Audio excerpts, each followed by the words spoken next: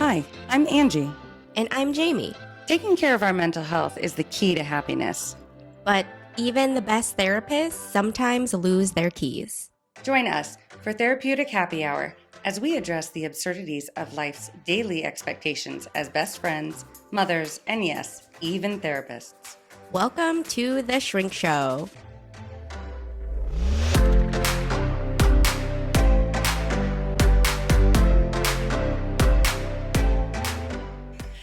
And the nice thing about being tan is you can still see the hair on my legs, but you can't see it quite as bad. Can't see mine. Do you even have hair on your legs? So one time I told Kurt I hadn't shaved for like 6 months. How was that possible? Was it the summertime? I think one time we did go swimming and I was like, I'm going to be honest, I didn't shave because I didn't want to shower because I hate showering. And so... Showering is hard. It takes up so much time. It's not the showering, it's the aftercare. Like I have to lotion up my whole body and my hair stays wet for so long. It's just a lot. I have dry skin. Sounds gross. Lotion and wet hair. It's just a lot of work. I don't like it. It's just a lot of time. Maybe being a woman sometimes is... Personal hygiene is not a strength of mine, obviously. God. Well, and I sweat all the goddamn time. So it's like, I try to look cute sometimes. Go straight up. Sometimes. Straight up into a pony. We're doing the pony. All right, so is that what we're talking about today? Or Hygiene? Hygiene. The importance of hygiene. Take care of your bodies, ladies and gentlemen. And... The one gentleman who listens to this. And alternate, oh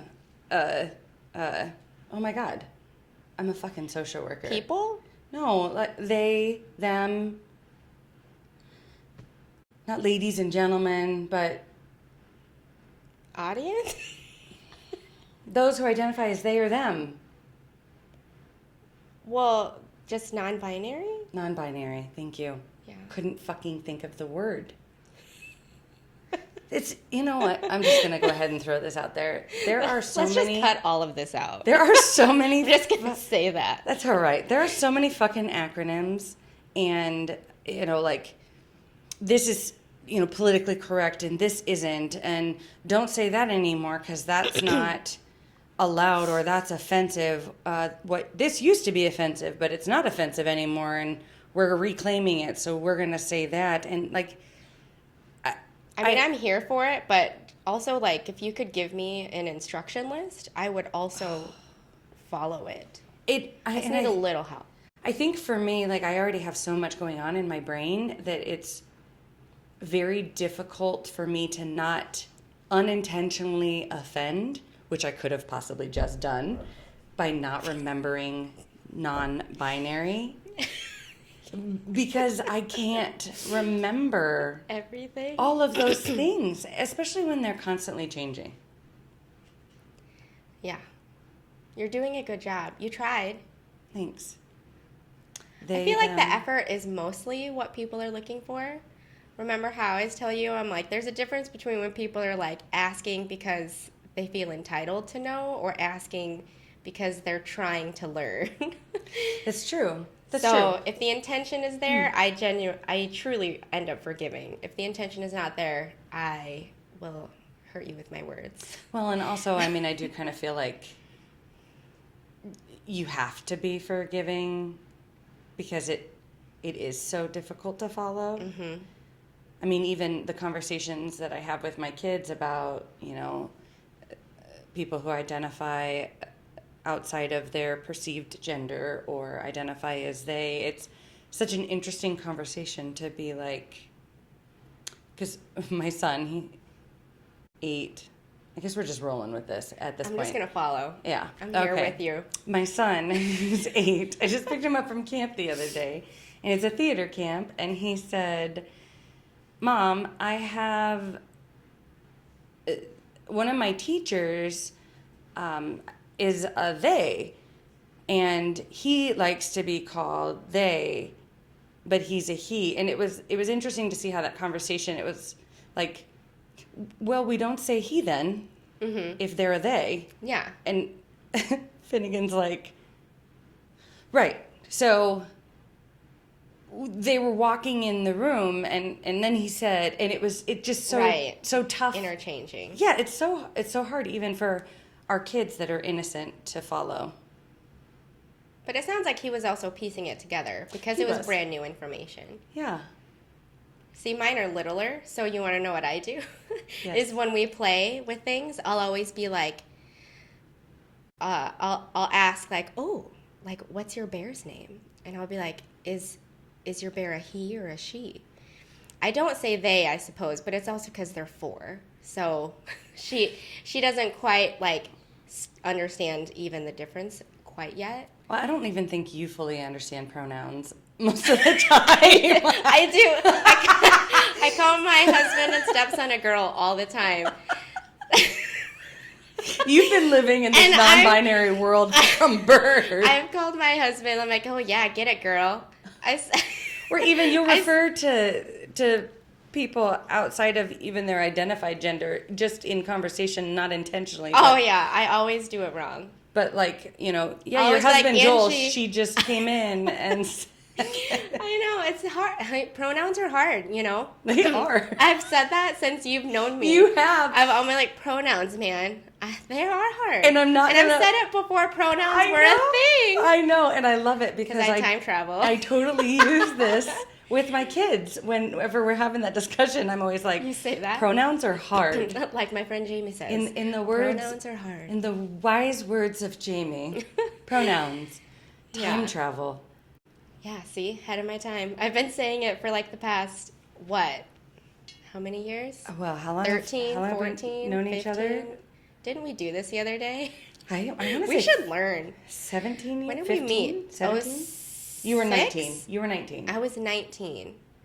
And I am... I think I was 22, 23. 35. You're 35. Okay, so I was 24. So 16 years ago?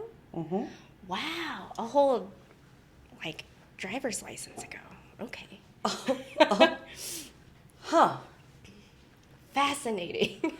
I couldn't legally drink. You couldn't legally drink. Yeah. Oh, drinking. But I say that to my daughter. I'll be like, and she'll go with it. She'll be like, this is Sparkle. Sparkle's a boy. And I'm like, ooh, yeah. I'm like, tell me their backstory. And then she'll go into this long, in-depth detail of their backstory. I'm like, cool. And then she'll be like, and this is his mom. I'm like, awesome. Go on. I like it. And mom is Rainbow. Awesome. It's always Rainbow and Sparkle are the names of her imaginary friends. I mean, I think that's better than my oldest used to name everything Snaky, Berry, Horsey, Owly. I'm like, oh my gosh, no, let's get a little bit more creative here, like literal Lucy, because he is so logical, though. He thinks of things in a straight line, and they are what they appear. What they are, yeah. He's got that mind of an engineer, so it makes sense. But I would always be like, let's explore. Call the snake Barry. Now we're going. Now we're talking. I like it. And spell it Barry. IGH. Parenting, man. Like how everyone spells things wrong. IGH. Or like BAREE, like Angee. Yes. Just really mess with people. Really do it wrong. Huh. Where were we going with this? I don't know, but at one point we wanted to talk about parenting. Parenting is hard. Parenting is hard. To all you parents out there, shout out. You're fucking doing it. I'll drink to you. Do you know how often I go to a grocery store and there's a kid throwing a tantrum? And I always debate in my brain. Where else would I debate, I suppose? With myself. But I mean, I talk to myself out loud in the store. Truthfully, I do. I think because I'm auditory.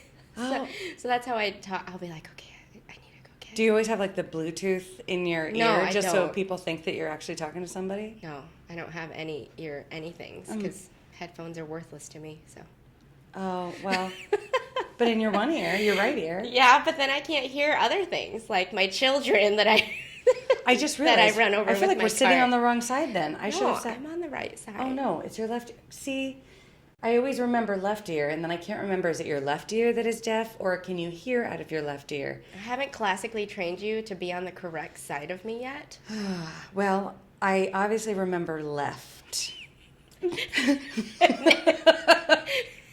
And then it's an experiment from there. And then you're like, what do I do? Why do I know left? Is left the good side or the not Left good loud. side? Because when I was little, I called it my loud ear and my Left quiet ear. Loud. I Okay. didn't know. I will never forget now. Yeah. Because connections. Yeah. Fascinating. Alliteration. Why do those work? What? Alliteration? Like, why do, when they It's say just easier to remember. to meet somebody, like I forget To say people's their name names all the 3 time. times. Say their name 3 times, or I like to do an alliteration like Jolly Jamie. That's not how I would describe you if I had first met you. Let's see. What would be a good descriptive word? It starts with a J. Ooh. J. I guess I Ooh. can't think of one for you either. Awesome, Awesome Angee. Angie. Boom. Amazing Done. Angie. Astounding Angie. Okay, let's just stop. Get off your horse. Jubilacious Jamie. Yeah, jubilant. Oh man, what are? The only word I can think of is sarcastic, and that doesn't work, or witty, but those don't work for Jay. There's Oh, my probably God. somebody listening that's like, I got it, and they're angry with me now. Angry Angie. Angry Angie. That one's better because it's A-N. Angry Angie. Actually, so Oh whenever my I God. write my name in, Anger comes up. it does. Yeah. When I put my name in a text. Pre-fills. Because it says it thinks you spelled it wrong. Yep, Angee switches to anger. Anyway, so in the grocery store, parents, when a kid's throwing So a when tantrum, you're talking to yourself in your head. when I'm talking to myself in my head, I always debate between, do I go over there and try to like make the kid happy? But then there's that little piece of me that's like, if I can't make the kid happy, I'm going to feel like a real terrible person, and then I've only made things worse. But then there's another part of me that just wants to go up and just be like, you are fucking killing it, parent. You're doing it. Because you're surviving High this five. tantrum. You're doing it. I usually do that one. I usually try to either give the look of, you're doing a good job, but like, with the eyebrows or whatever, because it's over a screaming child. Yeah. Or I'll say something. Because you can, like, I've been that parent Like- where you're like, everyone is staring. This is really awkward. And so I like to give them the, you're doing fine. No one is judging. Everyone thinks you're great. I also like to say, toddlers are assholes. They are assholes. Because they are complete assholes. And even like, I love my kids more than anything. But even... But. There is a big but there. It's so difficult because I want to raise strong leaders that are confident and fully aware of themselves and their emotions and the world around them. But holy shit, when they are strong-willed and have all the emotions, like my kids legit lose their mind at the smallest things. Yeah. And sometimes I think their parent, me, is a therapist. Who's their parent? You. Sometimes I like to go into public places when they're throwing a fit and be like, somebody should really come get their children, because who just leaves their maniac children running around? And then they come running up and call me mom. And I'm like, that's weird. I must look like their mom. No, I think their mom is a therapist. They should have good control of their emotions. They should fully understand their emotions. They shouldn't, react and scream and yell and hit one another when they're upset. But then I realize they also have complete comfort with expressing those big emotions. Yeah. Instead of shoving them down. So maybe that is the gift of having a therapist as a mom, or maybe I'm completely fucking up. I don't know. Tell me your wisdom, oh wise one. Well, so then how do you typically respond when you acknowledge finally that you're offspring are psychotic. I either ignore them or I say, what the fuck is wrong with you? No, I'm just kidding. Well, maybe a few times. No, it's more like oh my God. I do get frustrated and I'm like, I know they are capable of handling these emotions. And so sometimes there is that frustration in me that is like, what is happening right now? And I will say that, like, what just happened? Like, you just went from here to there. Yeah. I can't even follow what happened. Other times, I don't know, I'll just hug them. I'll do like the Robin Williams and in Good Will Hunting. It's not your fault. It's not your fault. And he just hugs him and makes him cry. Like sometimes I'll just do that and just give them like a hug. Just be like, come here. Does it work? It does. And in fact, my 6-year-old Juno will often, when she is overwhelmed, just be like, can I get a hug? And it instantly calms her down. Oh, yeah. Well, because that human connection, it naturally just releases that dopamine and calms you down. Yeah. Huh. I should know this. Yeah. Also, okay, so I have several questions. First, you said they should know how to control their emotions. What does that mean? I feel like I'm analyzing, you know. I know. Is this a therapy session? Coming in hot. Are you... I wanted to hear how you parent your children. I didn't want you to deconstruct the way I parent. No, I think... I'm going to tell you everything you're doing wrong. Thanks.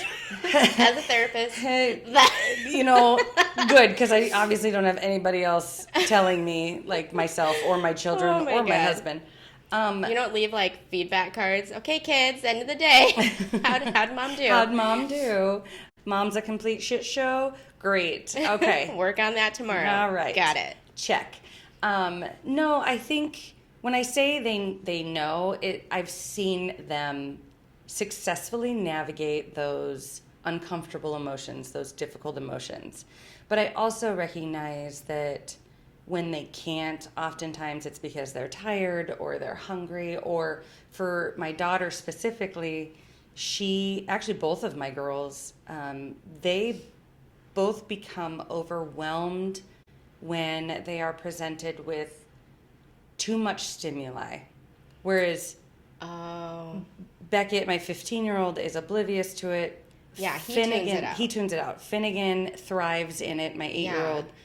Juno is the one who becomes so overwhelmed, whereas Iris, the 2-year-old, she's kind of in between Juno and Finnegan. Okay. Yeah. So it's more like I might first initially react and be like, what the fuck? Quietly to myself, sometimes louder. Sometimes loud enough for the neighborhood to hear. I don't know. Or so I've been told. By your neighbor. I mean, parenting is hard. But then I have tried to train myself to go back to okay, let's go through this list. And then if I've gone through that list and none of those things work, then I'm like, okay, what the fuck? Get your fucking shit together. Again, I don't say it. It sounds like I'm saying it. I may sit down and just be like, okay, what is going on? What happened? Yeah, why are you doing this? How else? Yeah. Like, what upset you about that? How else can we process that feeling? And I'll even have them identify that feeling. Like, what did that bring up in you? Almost like a therapy session. What did that bring up in you? Yeah. Where do you feel that in your body? How can we, take that feeling and do something more productive? Yeah, I should have. You're right. I should have, not hit her, but she did, and it's obviously it's a long story. They're children, but yeah. What do you do? So I'm dealing with the 4 and 2-year-old because, well, my stepson, I feel like he's been with me long enough. Yes. 13, almost 14. And so he works with emotions pretty well with me. He'll always come up to me and just straight up say. So that's great because he's a teenager and he can verbalize it. Because he'll be like, wow, this was really frustrating and this is what I want. But how did he get to that point? Because I would talk about feelings all the time. So this is what I do with my littles who are in the learning phase, right? And so if they're feeling big emotions, like they're having a tantrum, I'm trying to think of like a specific example because that's usually easiest. So like if Mira, my 4-year-old, if she is super upset and like does something really mean to Maddox, like hits a toy out of his hand or like takes something from him, you know, like they're getting physically aggressive, usually like they're both crying at this point. And then what I'll typically do is a lot of times I have to calm down my husband because he's the one who's like, they need to stop doing this, or just kind of like they need to know better, like they need to not hit, they need to not cry, like all of that. And I'll be like, it's okay, they're little, meaning when they're that little, it's more like the animalistic reflex, like that's why they hit. They're like, I hate you, you know, because so my daughter, she'll be like, I hate Maddox, and I'm like, sometimes we do hate people who take our toys. And we're like, but we still can't hit them. I hate people who take my rights away. I hate people who do that too. But we can't hit them, right?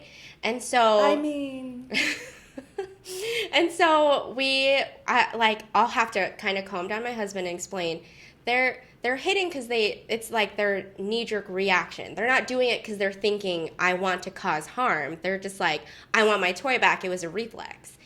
And so I have to slow them down and think, okay, let's backtrack. We just caused someone harm, so now they're crying. And a lot of times with both of them, if you just get them to, like, same thing, take a breath.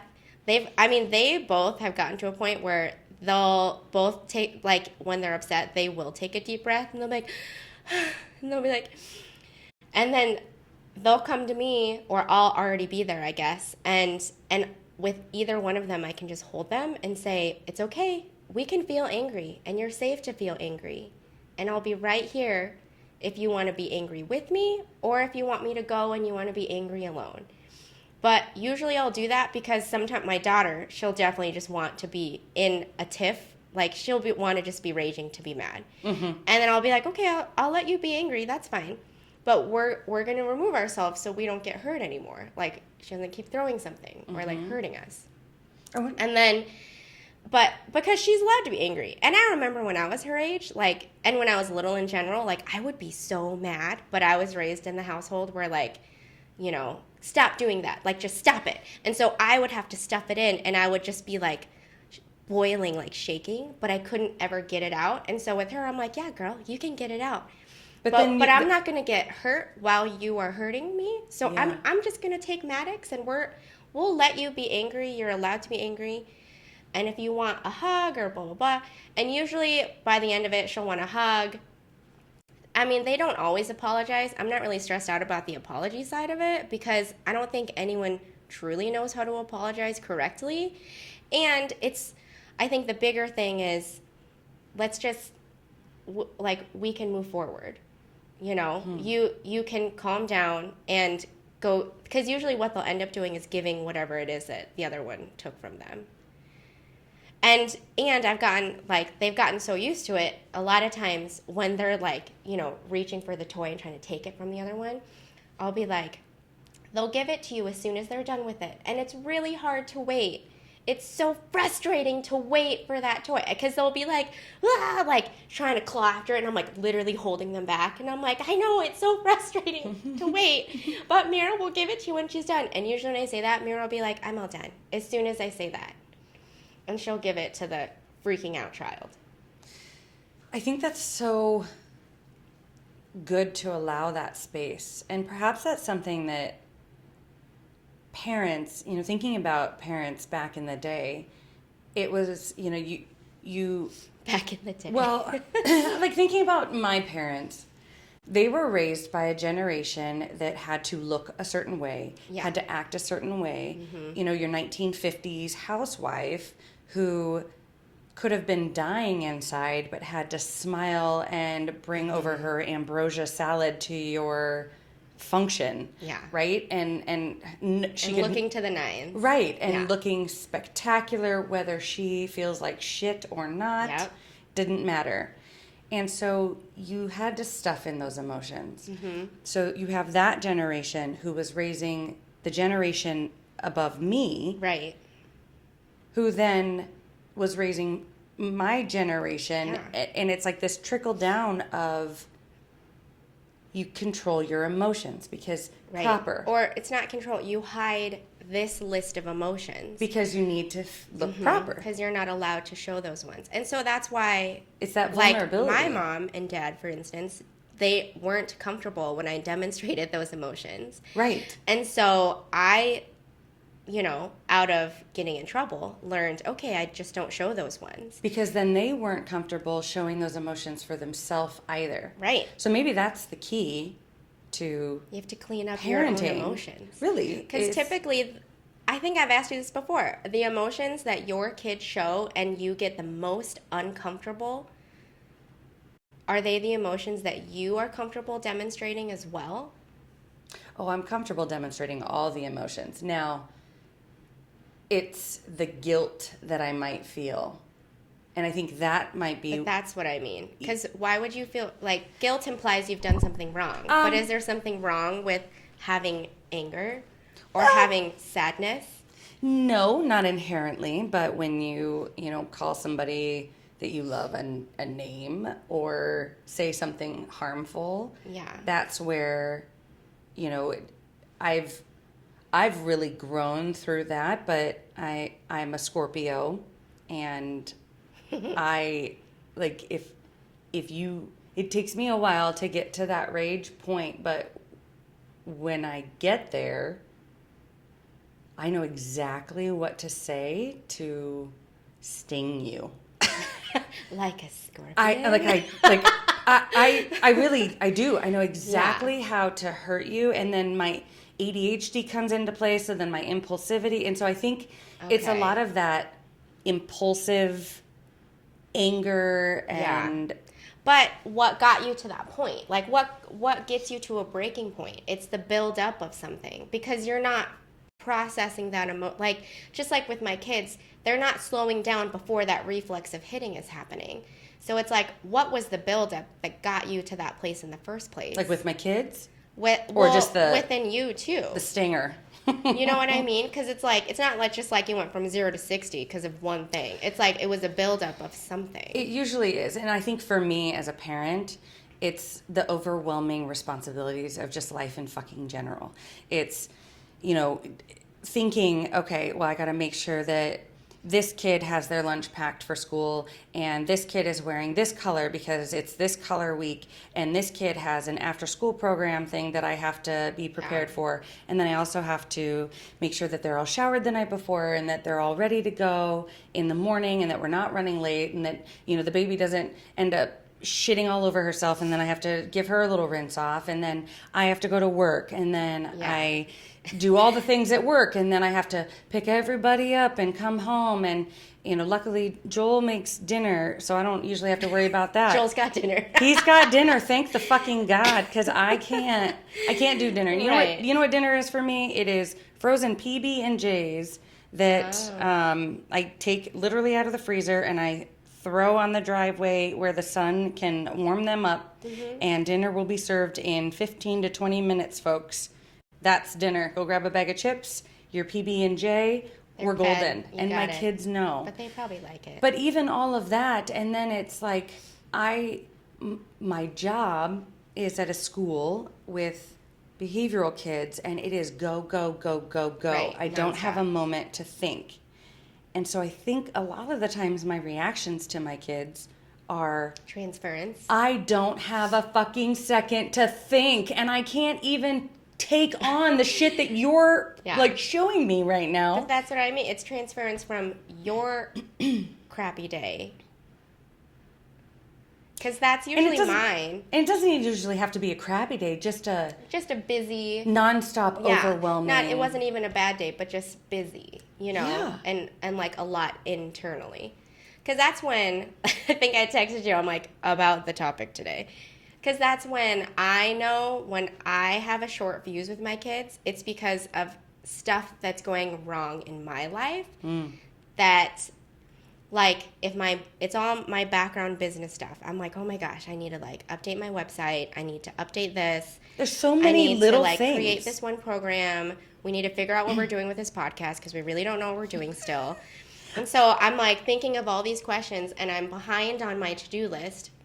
And so then when my kids want something, I snap at them. Mm-hmm. But even Mira's like, are you going to keep being mean today? My kids will say that too. And she's never said that to me except for yesterday. And I was like, yeah, Mom's been pretty mean. And I was like, and I'm like, I am so sorry. Like, I'm like, just so you know, I am angry. Yes, I'm very angry. But I'm angry at stuff that I'm doing wrong. And I'm like, you've been really good doing this, and you've done this. And I'll even say, like, because they obviously have caught on to some swear words. And so the way I critique it is I'll be like, can we choose a different word? Because if she'll be like, Maddox is stupid. And then she'll be like, is stupid a bad word? And I'm like, well, some people think it's a mean word, and some people use it a lot. But maybe we could decide what would be a better word to say. Just like I'm like, you can choose to hit someone, mm-hmm. and you could also choose to not hit someone. Mm-hmm. Which one do you think would be better? And so that's how I react to, like, you know, every once in a while they let another 4-lettered word slip out, and I'll be like, could we choose a different word? And they're like, oh, yeah. Is shit a bad word? I'm like, yes. See, I don't like calling them bad words, and here's why. Because I'm a sweary parent. I don't say bad word. I just say we could choose better words because we live in a society where it's not, is that the best word you could use in this situation? Fuck and yeah, that's what I say to them. Sometimes it is. But I'll say that. I'll say, is that the best word that you could say in this situation? Yeah. And I'm like, you can choose. I'm like, you can say that word. I go, some people don't like it though. And you might get in trouble sometimes. And I'm like, so you just have to know that some people don't like that word. See, that's a different approach. I like that approach. But I only say it because, so my kids have caught on to, damn it. And they got that. I know they got that from Grandma. Sorry, Mom, if you're listening. Because I know I don't say that word. I definitely say fuck a lot. And my mom was like, where'd they learn that? And I'm like, me, Mom. Obviously. Obviously. But then that's when I say, Mom should have chosen a better word right there. Right? Like, I could have chosen a different word. And same thing with Grandma. I'm like, because they'll be like, well, Grandma says it. And I'm like, that's true. Grandma does say it. But could you just choose a different word?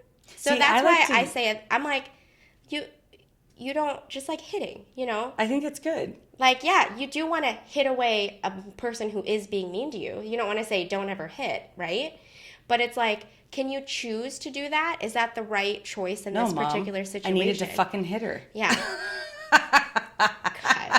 God. I get impressed. My 2-year-old can say it in very many ways. So what I have taught my children is that they are grown-up words.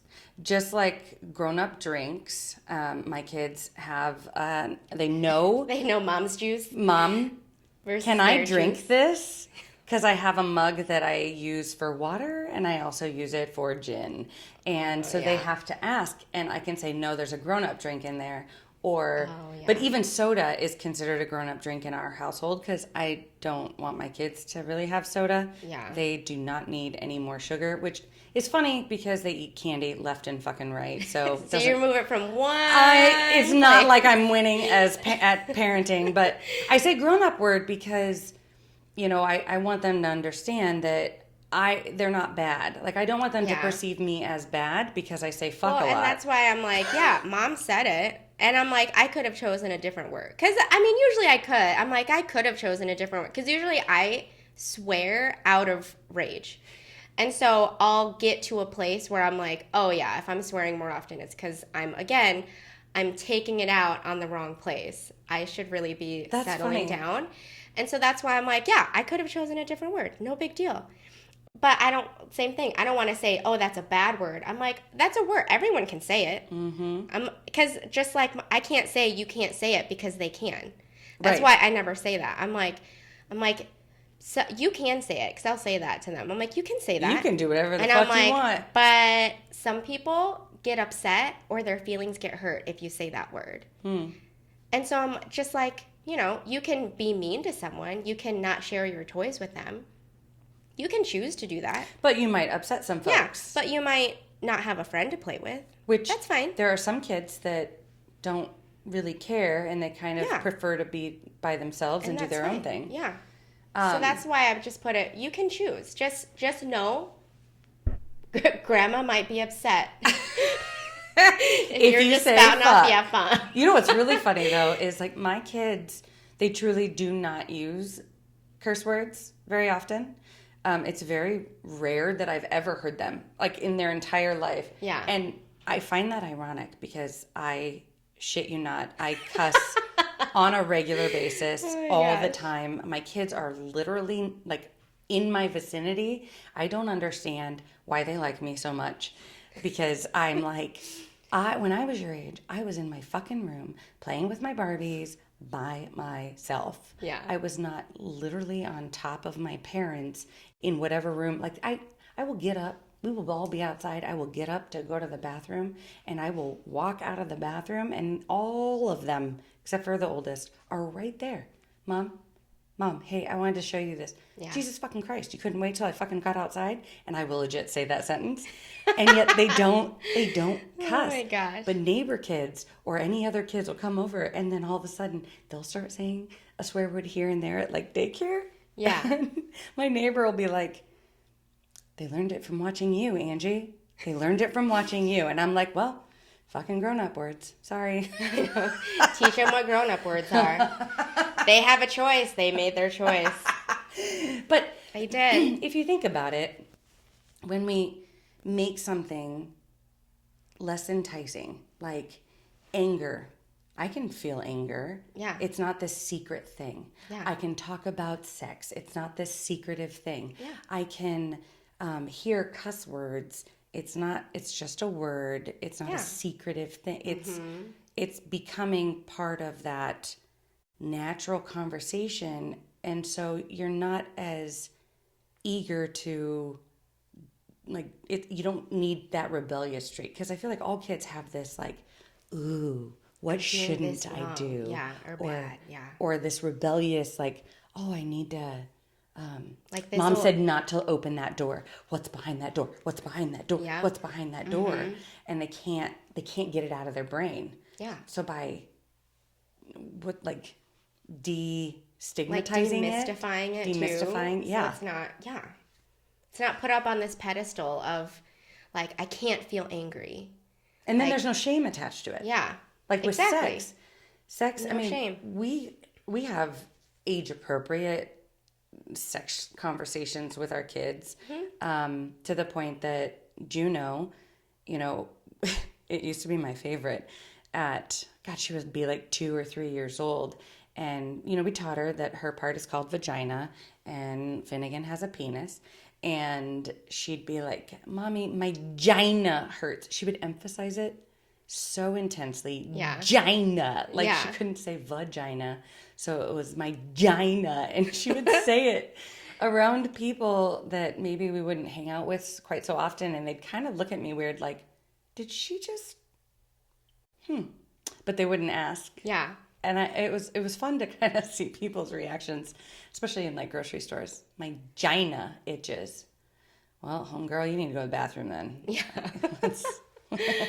I think all of these things I end up teaching my kids and my husband simultaneously. Because when we talk about all of our like private parts, basically, my husband's like, do you really have to be teaching our kids all of these words?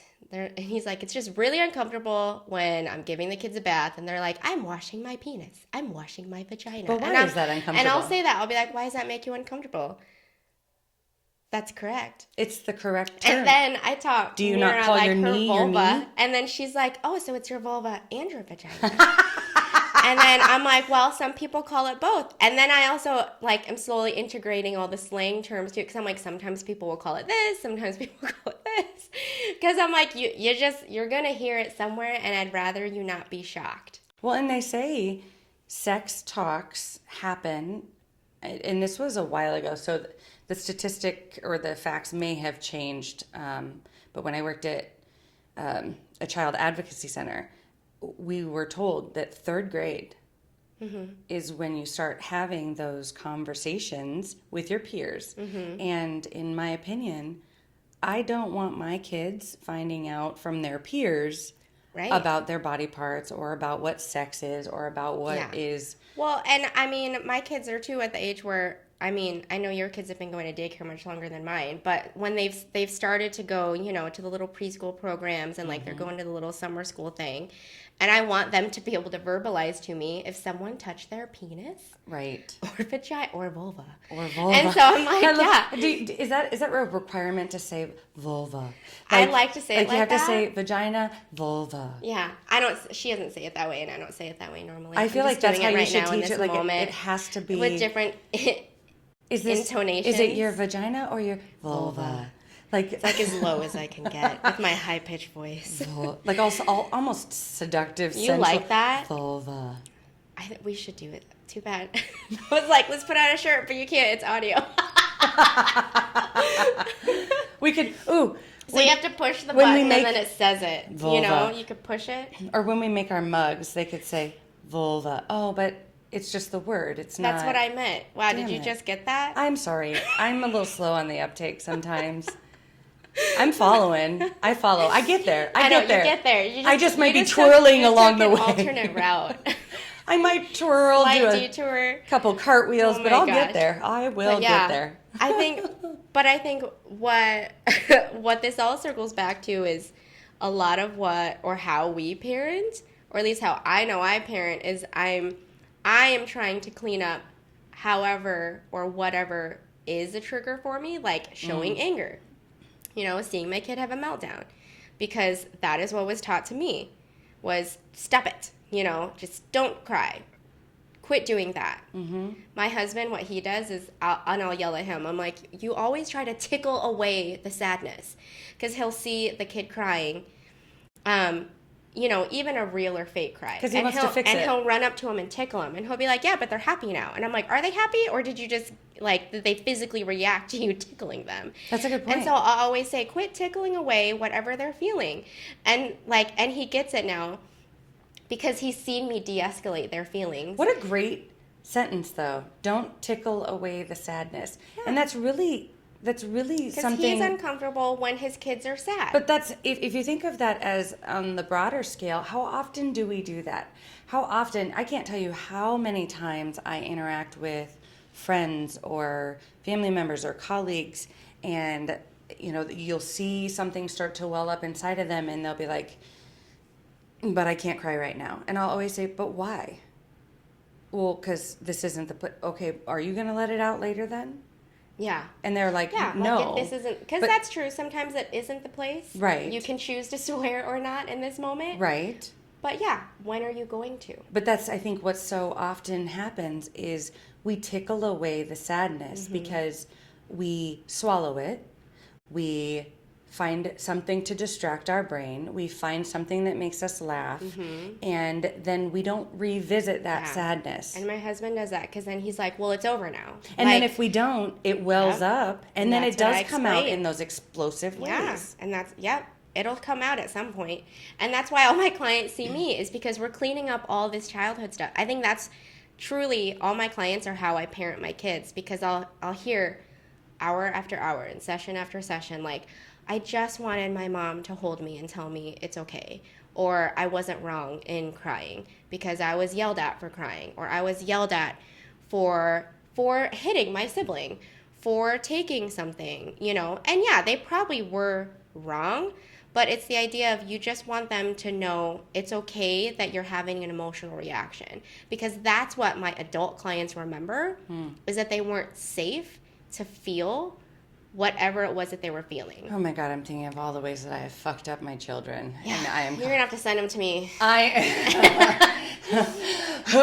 just keeping therapists. Future therapists, you're welcome. I'm keeping you in the business. But that's how I have seen and experienced. And I'll even tell my clients, I'm like, I try this out to know if it's useful or not useful, in the sense of, like, I'll read the book that I'll recommend them, or like I'll try whatever worksheet that I recommend them. And so with my kids, I'll be like, okay, I'm just going to obviously try parenting a little differently than the way it was modeled to me. It's not like I'm completely taking away everything, but I will hold space for certain emotions differently than the way it was for me. And And it's because I'm working with the grown-up versions. And not only that, but those grown-up clients of mine are literally me. Like, I've been through that same moment too, where Right. I thought, I can't ask for help. Right. I have to be perfect. Yep. Right? I can't make mistakes. I can't admit that I did something wrong. Mm-hmm. And my kids, they do it so beautifully. Like, even my 2-year-old, he'll throw a fit, he'll hit and kick and, like, hurt me. And then when he cries, and then I hold him and I just tell him, you're safe. It's okay. You're safe with me. And I know you were so angry, right? You were so angry. And then he'll be like, I sorry, Mama, for hitting. I sorry. And he knows, because he knows what he did was wrong. Right. But and I'll tell my husband this too. I'm like, he couldn't help it. It's not like he was trying to cause harm. Like, yes, he hurt me. Right. But it was the reflex. And he's acknowledging, like, after he slowed down, I sorry. Yeah. Which I think is huge too, because I always tell people, if I didn't fuck up as a parent, I can't apologize to my children. Yeah. And if I don't apologize to them, I'm not teaching them how to make mistakes. I'm not teaching them how to be vulnerable, and I'm not teaching them that, how to forgive. Yeah. And that's really, I used to feel guilty for every major mistake that I made. But once I got to that point of, I'm going to go make it right with my child, even if that means they're 6 months old, they're 1, they're, even at 6 months, like, I may have just, and handed them off to somebody when they probably needed me. Yeah, and just wanted that comfort. And it coming back and kind of like that tickle, not avoiding it, but coming back and saying, I'm sorry. Mommy was feeling very overwhelmed. Mommy was feeling very stressed. Mommy has a lot going on. It had nothing to do with you. I shouldn't have said that. I shouldn't have used that tone of voice. Mm-hmm. I should have been present. And talking about the things, what would have helped you in that moment? How could I be better, there for you? Mm-hmm. What do you need? And having that conversation. And it's, as a Mom, those are sometimes my most rewarding moments, because when your kid, who's 2, 3, 4, looks at you and gives you this, like, sweetest eyes and says, it's okay, Mommy. We all make mistakes. Yeah. And I love you, and hugs you, and as I'm sobbing, and they're comforting me now when they are the ones who needed the comfort. But it's a beautiful thing about what relationships are, because to expect perfection is to set them up for complete failure as adults. And that's why we have a generation of adults who believes that they're failures. And in every relationship. And that's why they struggle with perfectionism, and they struggle with control. I think that's why most of the clients I work with, that's their biggest issue, is if something doesn't go perfectly, if they get the feeling of not being in control, they just implode. Because if you have to always mask and tickle away the feelings that you're feeling, then you always feel guilty for feeling sad. You do. And you might successfully be able to do it at work or when you live alone. Yep. But there is no way in hell you can have a raw, authentic, intimate relationship with another human being, which typically ends up being a significant other or your children especially. And I think children are the ones... Take the brunt of it. Yeah, children are the ones that you can't, as a parent, avoid that intimate relationship, that the challenge that brings. They force you to learn what it's like to not have control. They do. And if you don't confront that within yourself, then how are you going to be able to be present for them in the way that you want? And I think that's, in the way without shame.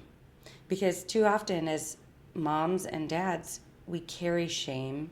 And I love Instagram for that very reason, because there's so many moms on there that just share all of their shit show moments. And I'm like, fucking thank you, because I don't feel like a terrible parent for being a cursy parent. Like, Yeah.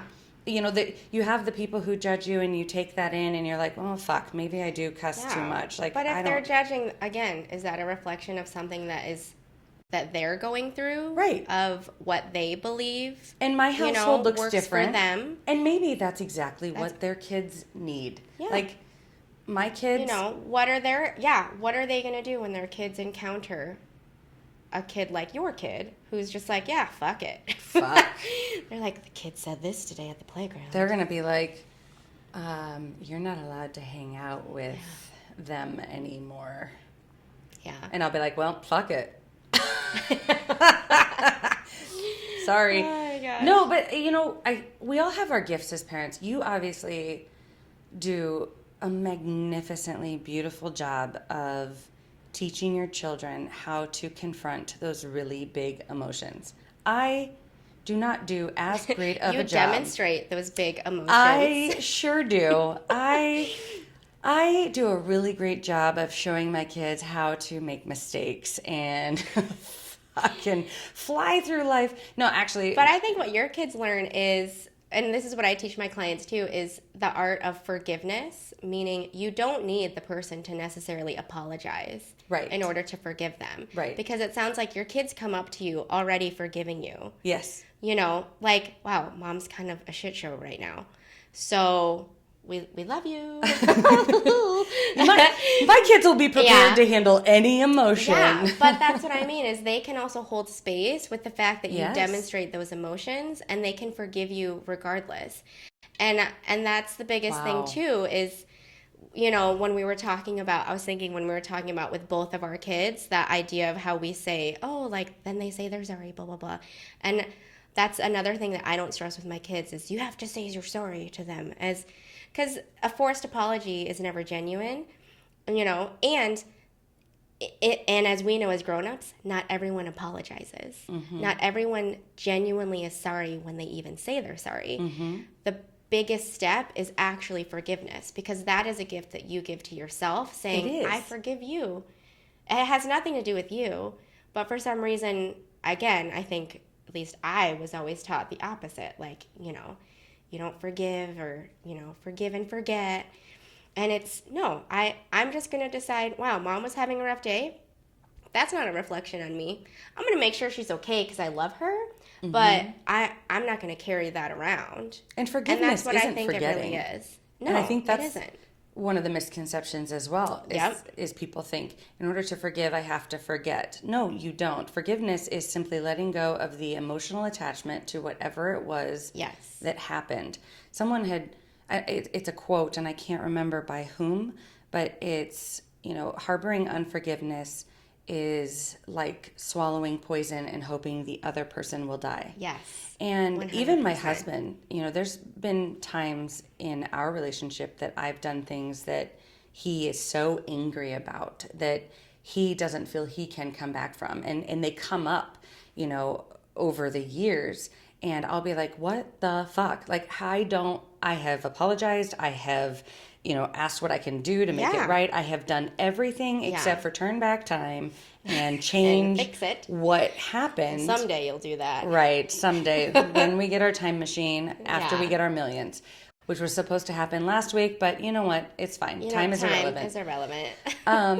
No, but he will say, I don't know how to forgive. And I always respond the same. It is so simple. Yeah. It really is. It is not this overly complex thing. It's making the decision every day. Forgiveness means everything goes back to the way it was too. And I'm like, that doesn't. No. Again, it's all, these incorrect, you know, beliefs we have about forgiveness. Like, oh, you forget the past, or everything's normal again, whatever that means, right? Or I'm not cautious the next time. Yeah. Like, and I think can forgive that's the you biggest for... lesson I've taught my stepson is the idea of forgiveness, because he's had people in his life who's caused him harm. Quite a few. And I've explained, you know, when you see and understand the why, you understand it has nothing to do with you. Ever. It never has. It had to do with the other person or people. And when he was able to like really click that, he has been able to meet these people where they are, still have a sustaining relationship, but now no longer getting let down when in the past he would have taken it so personal, like, oh my gosh, I must have done this wrong, or I must not be good enough, or... And I think that was his biggest hurdle, was really understanding that difference of, you know, like holding that grudge, which is probably what your husband does. It's like holding that grudge, like, well, they hurt me, so now they must continue to, like, I can't forgive them because then they'll think they can do it again. Forgiveness doesn't mean they can do it again. You can forgive them and also no longer be in their lives ever again. Right. That's just fine. Right. Because again, like, I've forgiven, you know, like my my biological grandfather, he and I had a huge, our relationship was rough anyway, but he and I had a huge blow up, and then we didn't really talk, and then he died. And I simply wrote a letter of forgiveness and put it in his casket. Like, that was all. Oh, that was all. Yeah. That was what I needed to forgive. Yeah. Because I didn't want to continue holding that. Yeah. Or like with my mom and all of the difficulties in our relationship, forgiveness wasn't, I'm going to continue to put my heart out there and have you stomp all over it, or, you know, ignore it, or whatever it is. Yeah. It was, I forgive you because I know you are doing the best that you can.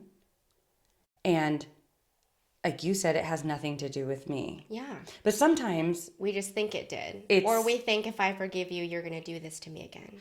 Right. Yeah. Or doesn't mean that at all. Like for my husband, I feel like a lot of it has to center around trust. Yeah. So for him, it's the, and it doesn't I don't mean know how to trust. He can forgive, like, let's say it's you, he could forgive you, and he could still have his guard up about whatever topic that he doesn't trust you with. Mm-hmm. That's okay. Right. But that's also seeing you for where you're at. Like, oh, okay, I still need to grow that trust in you in this category. Like, I always use the example when I talk about my mom and everything that I went through. I always use the bar. I always say that I lowered the bar of expectation for her, because I continued to expect her to be the mom that I could call up when I had my heart broken, or the mom that I could complain about a rough day at work and she could hold space for me. Yeah. Or the mom that I could come to her and tell her that she hurt my feelings and she could acknowledge it and apologize. And she could not be any of those things.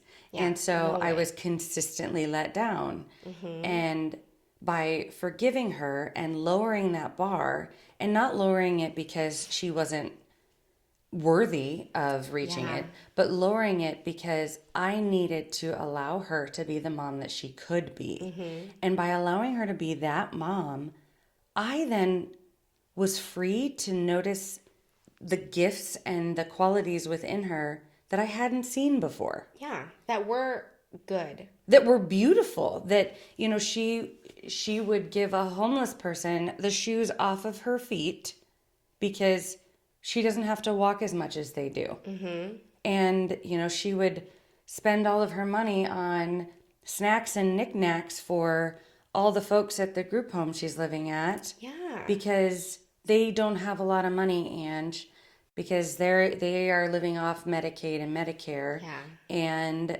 you know, it's too expensive for them to get them out of the vending machine. Yeah. So she'll just buy them and trade cigarettes and soda and whatnot. And so it's those things that through forgiveness, that relationship was healed. Yeah. You know what's funny is I use that bar example with the client. Yes. But this is what they said, and this is what I said. They said, oh, okay, so I should just lower my expectations. And this had to do with their partner.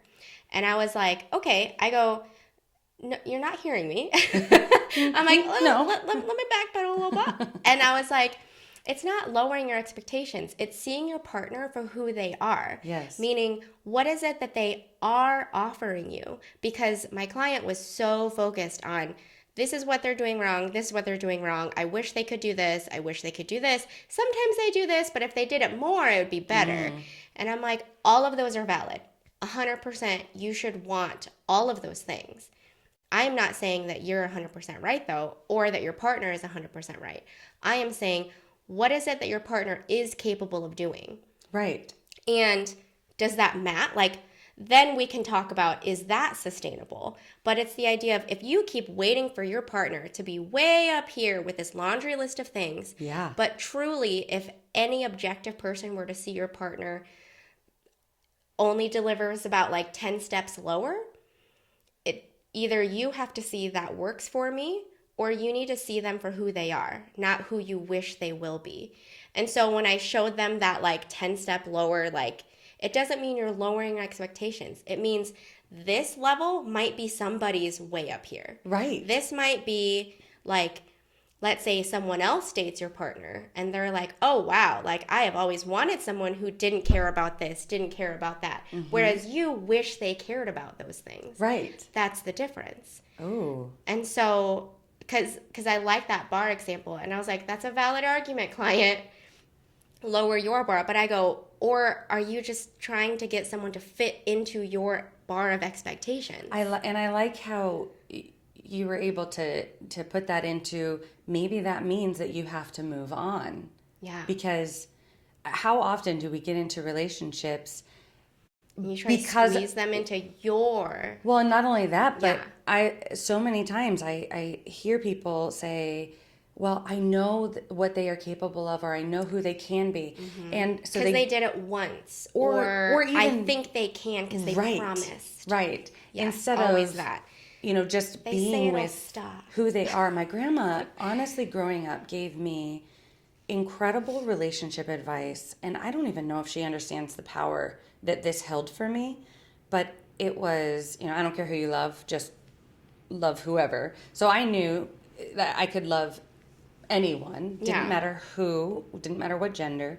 But she also said, Angee, the most important thing that you can do in a relationship is, if you can see yourself being with that person today, given that they never change a thing, then that's the person for you. Mm-hmm.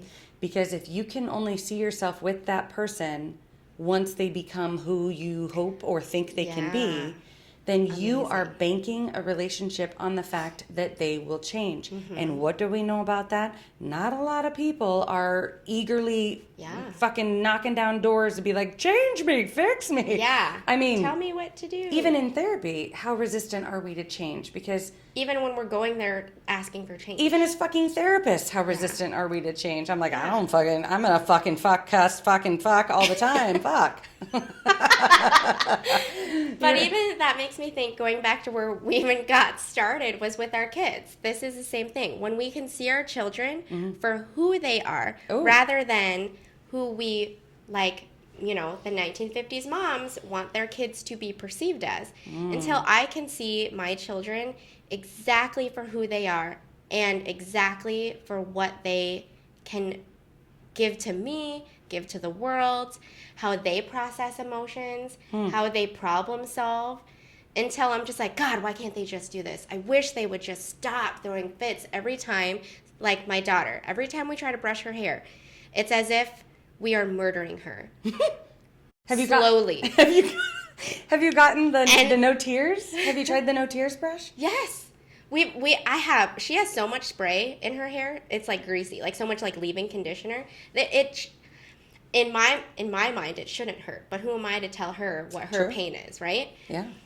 That's her reality. I'm like, okay, this is her, and that's what I tell my husband as I'm grading my. I also like coach my husband through things because I need to hear it too. I'm like, she just needs this. Like, she thinks it hurts, even though I'm raging because I just want to do my daughter's hair for once in my goddamn life. Mm-hmm. That is it.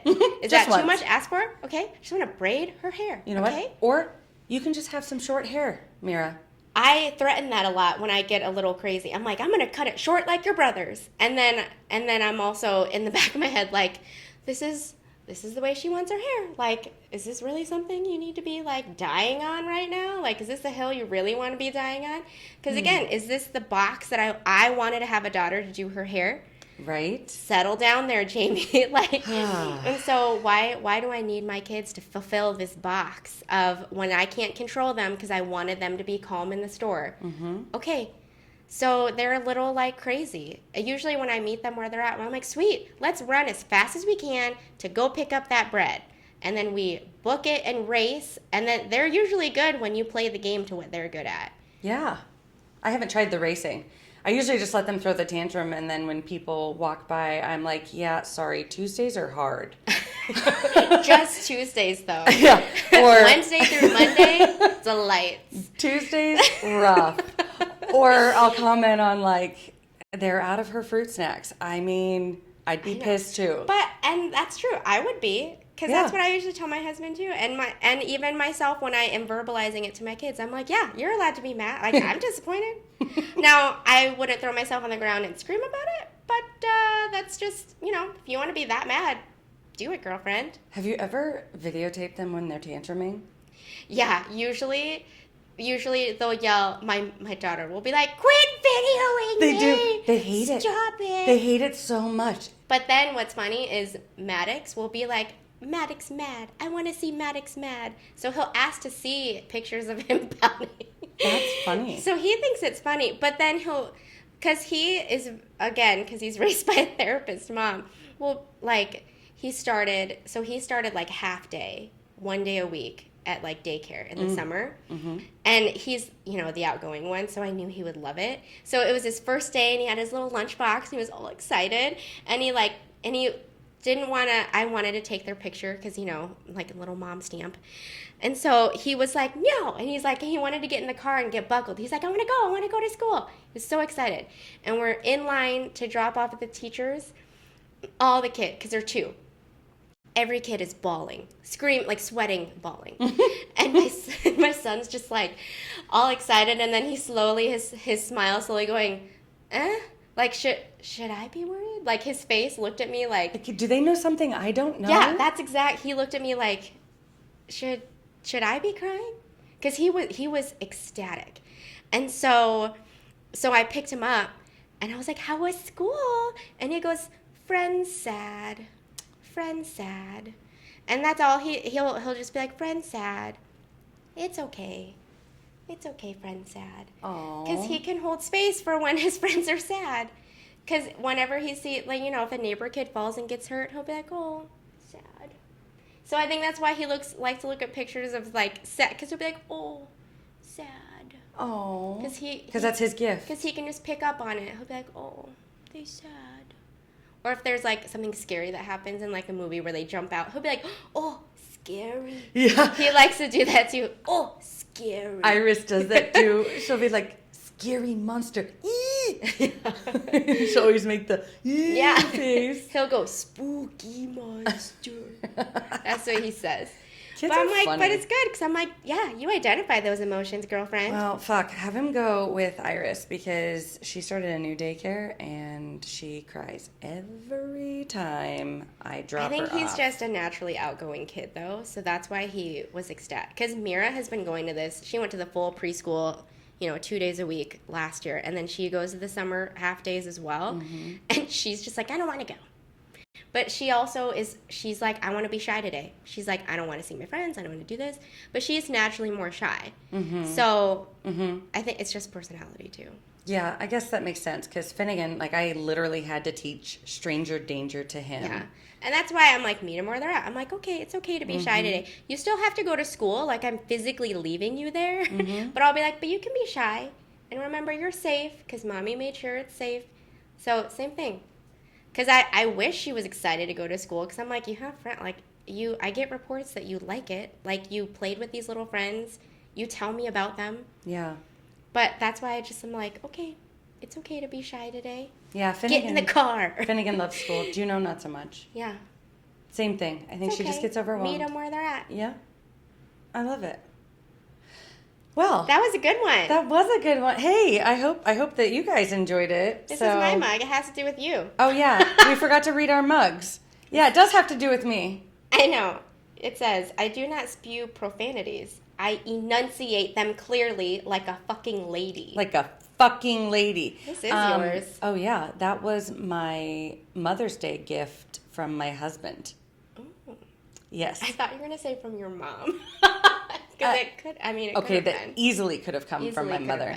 So speaking of moms, I am currently holding a mug in the shape of Sophia from Golden Girls. Sophia. Yeah, the older one. I'm sorry. Sophia from Golden Girls. She was Dorothy's mom. Fun fact about the Golden Girls. Sophia played the mom, and she was the youngest of all 4 of them.